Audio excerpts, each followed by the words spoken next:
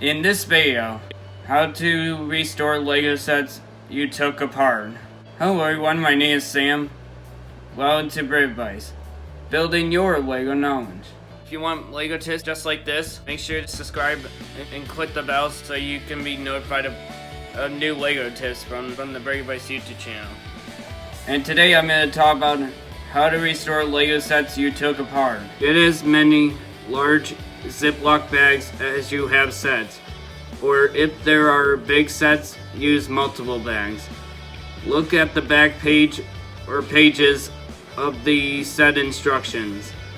There is a list of all elements and their counts. Pick all the pieces for a given set based on the list. The lists are already sorted by color. Put the pieces in a Ziploc bag and mark the bag with the set name or set number.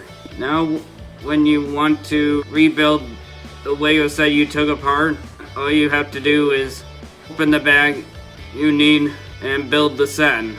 After you're done playing with the set, you can first do a quick cleanup by sorting the pieces into the color-coded boxes, and then redo the filling of the Ziploc bag based on the instructions. If you want Lego tips just like this, make sure to subscribe and click the bell so you can be notified of new Lego tips from the Brave Vice YouTube channel.